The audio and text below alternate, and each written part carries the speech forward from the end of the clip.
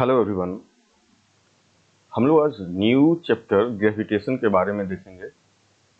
इससे related phenomena क्या है और कुछ कुछ कंसेप्ट्स क्या हैं फिजिक्स में, उसके बारे में हम लोग समझने का कोशिश करेंगे। यहाँ पर जैसा पिक्चर में शो हो रहा है, ये एप्पल ट्री है और आपने देख रहा हो कि कुछ न कुछ यहाँ से कुछ एप्पल पेड़ पर लगे हुए हैं, कुछ नीचे गिरे हुए हैं। तो ये स्टोरी बहुत पहले से भी जानते होंगे, तो आपको समझ में आ गया होगा कि मैं क्या करना चाह रहा हूँ। तो आखिर एप्पल यहाँ से गिर कर ड्रॉप होकर अर्थ पर कैसे आ जाए, इसका रीजन क्या है, सिमिलरली हम लोग और एक फिनोमेना देखेंगे जिसमें ये दिख रहा है कि अर्थ है, ये ब्लू कलर का, ये मून है, इसके चारों तरफ ये मूव कर रहा है, रोटेट कर रहा है। तो कोई ना कोई तो ऐसा कुछ फोर्स होगा जिसके कारण, तो ऐसे बहुत सारे हमारे फिनोमेना है यूनिवर्स में या अर्थ पर, जिसका रीजन हम लोग समझने का कोशिश करेंगे। तो यहाँ से एक चीज समझ में आया कि हमने जैसे पहले क्लास में पढ़ा है कि कोई फोर्स अट्रैक्ट करता है, तो कुछ तो ऐसा फोर्स है जिससे ये सेव नीचे आ जा रहा है या मून रोटेट कर रहा है। अब उस फोर्स के बारे में हम लोग डिस्कवर करेंगे, कौन सा फोर्स है, किस तरीके से फोर्स होता है, उसकी वैल्यू क्या होती है, किस तरीके से अप्लाई होता है, उसका डायरेक्शन क्या होता है, ये सारी चीज हम लोग डिस्कस करेंगे। अब यहाँ पर एक पिक्चर है, इसमें क्या है कि एक पर्सन एक स्ट्रिंग के साथ, धागे के साथ एक स्टोन को बांधा है और उसको सर्कुलर मोशन में रोटेट कर रहा है। अब यहाँ पर समझने वाली ये बात है कि आखिर रोटेशन क्यों हो रहा है। रोटेशन अगर हो रहा है कंटिन्यूअस, तो कहीं ना कहीं कोई फोर्स लग रहा होगा। वो फोर्स कौन सा है, कैसे लग रहा है, आखिर एक्सीलरेट क्यों कर रहा है, एक्सीलरेट कर रहा है तो वेलोसिटी कैसे चेंज हो रहा है, उन सारी चीज को हम लोग अभी समझने का कोशिश करेंगे। फिर उसके बाद हम लोग धीरे धीरे ग्रेजुअली हम लोग जाएंगे ग्रेविटेशन के कंसेप्ट में। तो सबसे पहले हम लोग बेसिक कंसेप्ट इसको समझते हैं।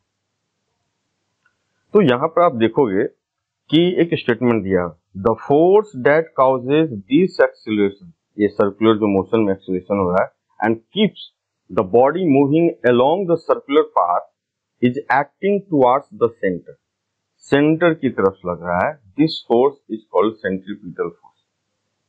ठीक है, अब इसको हम लोग समझते हैं थोड़ा डिटेल।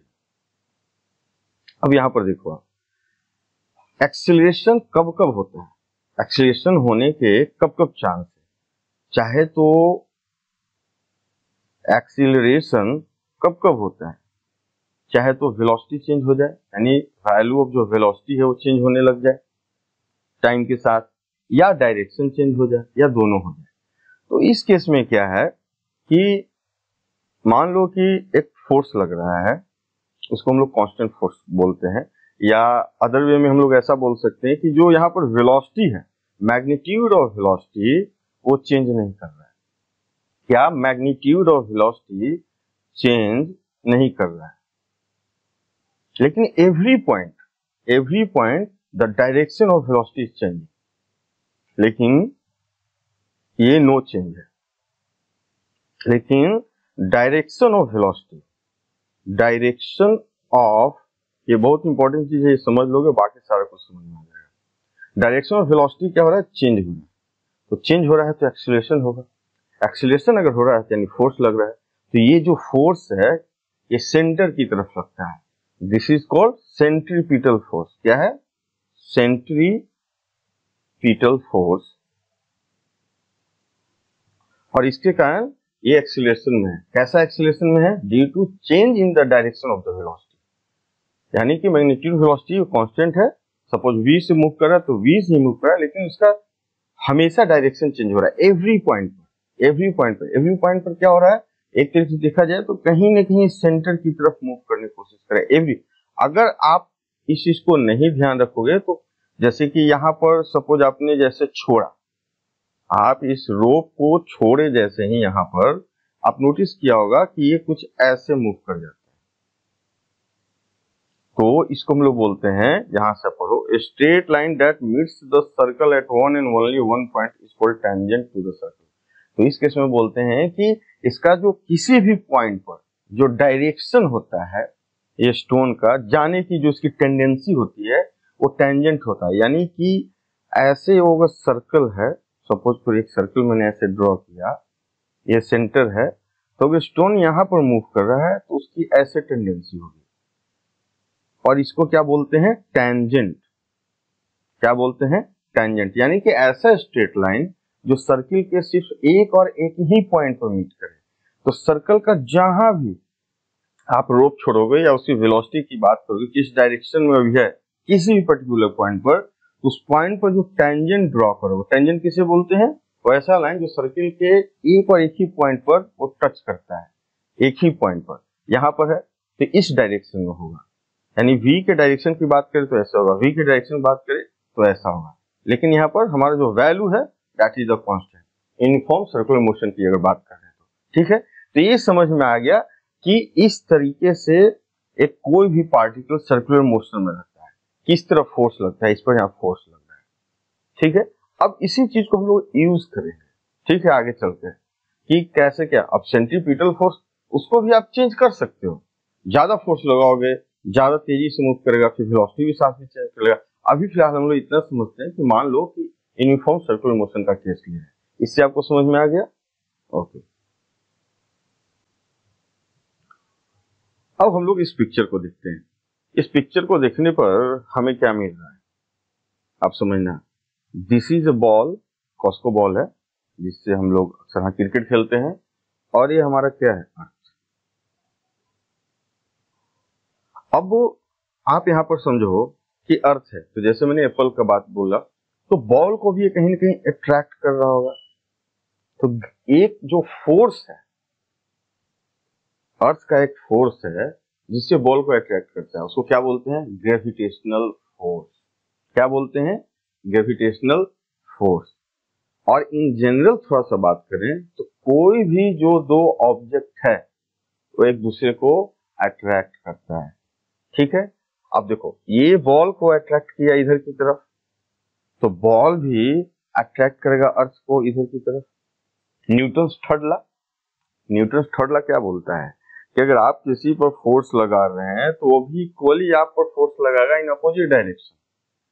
तो मान लो कि ये फोर्स लगाया एफ, ये भी फोर्स लगाया एफ, तो फोर्स लगाने के कारण बॉल आ जाता है। तो माइंड में अब आपके पास क्वेश्चन है कि does the ball attract the earth. तो हाँ जी, अट्रैक्ट तो करता है। जब अट्रैक्ट करता है तो आप देखते हो कि बॉल तो नीचे आ जाता है लेकिन अर्थ तो बॉल की तरफ नहीं जाता है, ऐसा क्यों। एक तो क्वेश्चन हो सकता है ना कि ऐसा क्यों, ये क्वेश्चन है, आप सोचो, आगे मैं डिस्कशन करते करते इसका आंसर दूंगा। तो यहाँ पर साइंटिस्ट ने एक चीज निकाला कि कोई भी दो ऑब्जेक्ट, एनी टू ऑब्जेक्ट एक दूसरे को अट्रैक्ट करते हैं। तो उन्होंने एक मैथमेटिकल कंसेप्ट दिया कि किस तरीके से करते हैं।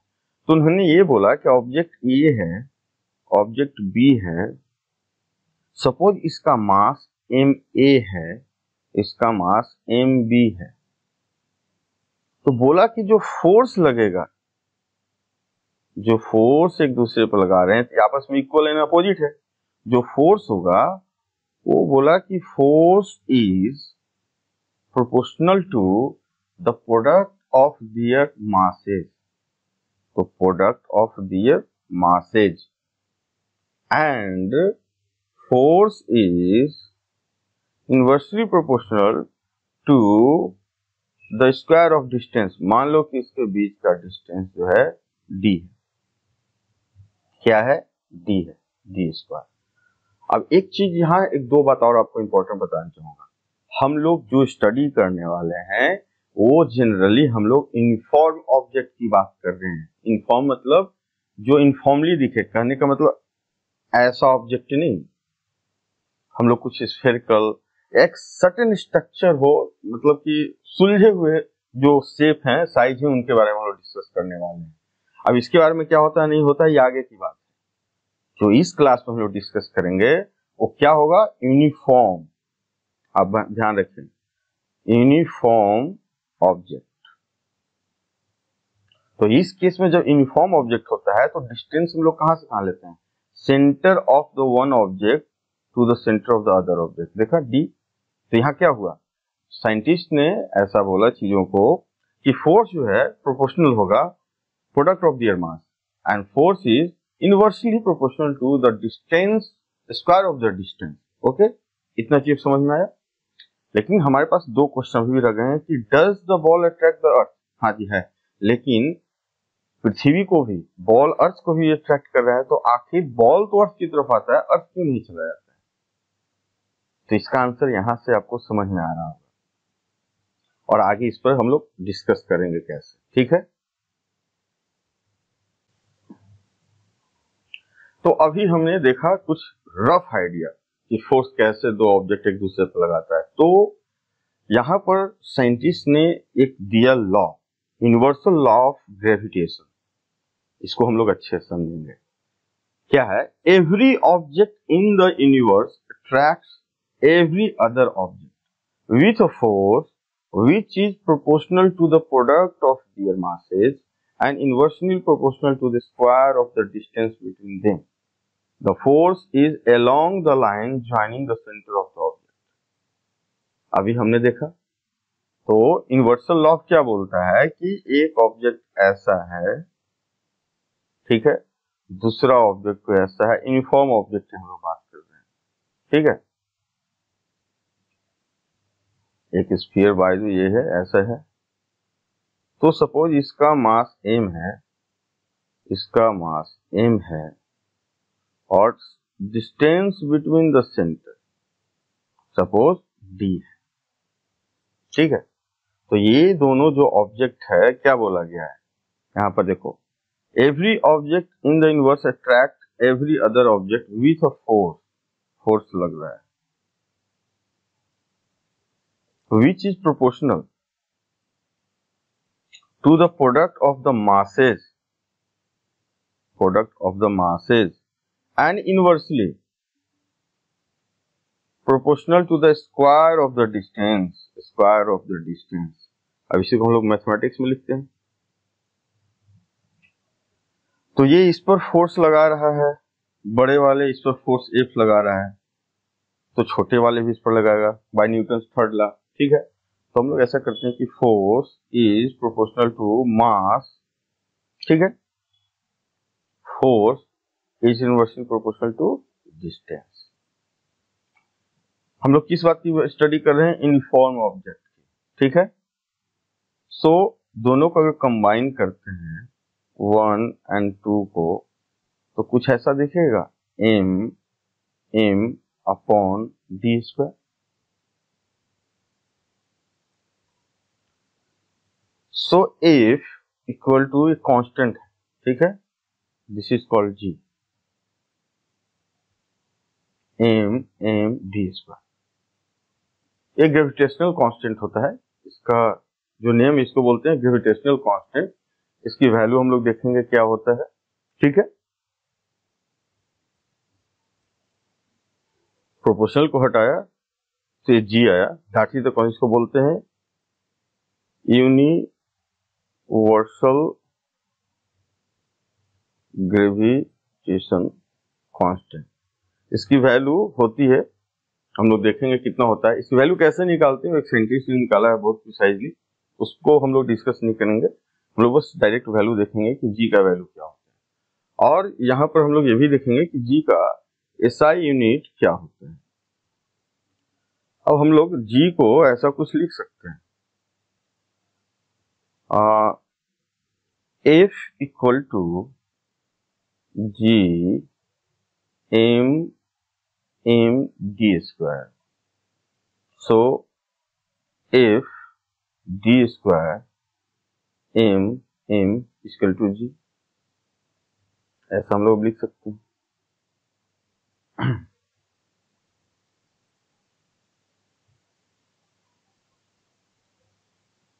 सो G का जो वैल्यू है 6.673 into 10 to the power minus 11, 10 to the power minus 11।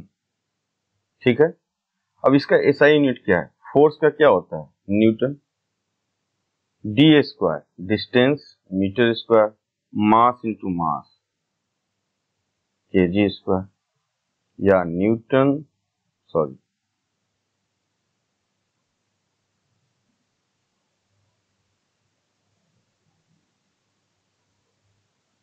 या newton metre square kg-2 a sign लिखूंगा।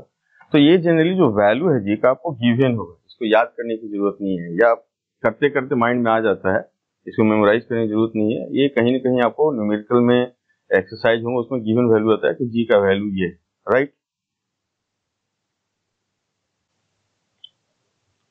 अब अभी हमने जो पढ़ा था यूनिवर्सल ग्रेविटेशनल जो लॉ है, उसको एक तरीके से और हम लोग इस तरह बोलते हैं, inverse square saying that F is inversely proportional to the square of distance. यानी कि जो फोर्स होता है हमेशा inversely proportional to distance between the two object, ये कहना चाह रहा है। और इससे रिलेटेड हम लोग और भी चीजें देखेंगे कि डिस्टेंस बिटवीन द ऑब्जेक्ट कैसे फोर्स को डिफरेंट डिफरेंट फोर्स प्रोड्यूस करता है, या मास के चेंज होने से कैसे किसी ग्रेविटेशनल फोर्स का वैल्यू चेंज होता है, ये सारे कुछ हम लोग देखेंगे। सो एक क्वेश्चन पहले हमने आपसे पूछा था कि ये जो बॉल है और ये जो अर्थ है, ये जो फोर्स इस पर लगा रहा है, ये इस पर लगा रहा है, तो बॉल तो नीचे की तरफ आ जाता है, ये क्यों नहीं ऊपर जा रहा है? यानी जो अर्थ है ये मूव क्यों नहीं करता है, ये आपका बॉल है।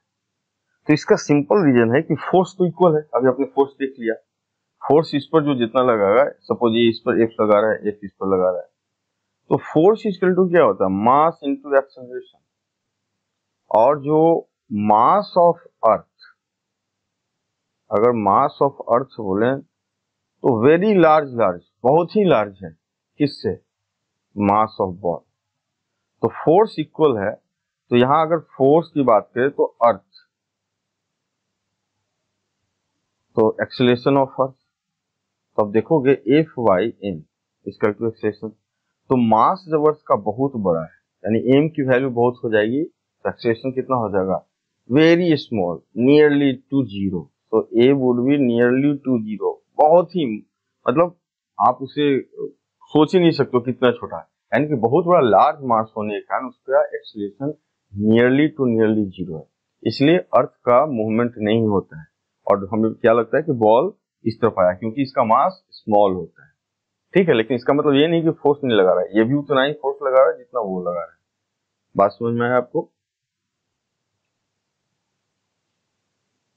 अच्छा, इसके साथ और भी कुछ घटना है, जैसे कि आप देखते होंगे कि ये हमारा अर्थ है, ठीक है, अर्थ है, और यहाँ पर ऐसे मून है, मून ऐसे मूव करते रहता है एक ऑर्बिट में सर्कुलर, ठीक है,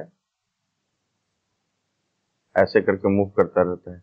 तो ग्रेविटेशन, यूनिवर्सल ग्रेविटेशन क्या बोलता है लॉ, इस पर भी फोर्स लग रहा हो, इस पर भी फोर्स लग रहा है, फोर्स जो लगता है ना उसके कारण ये सर्कुलर मोशन में रहता है। तो क्या कहा गया, इसके सेंटर की तरफ से फोर्स लग रहा होगा कहीं ना कहीं, एक सर्कुलर जो ऑर्बिट है इसलिए उसमें मूवमेंट होता है, जो हमारा सैटेलाइट है मून उसका। या इस तरह केस ये भी है कि सन के सराउंडिंग में जो मूव कर रहे हैं उनका भी रीजन यही है,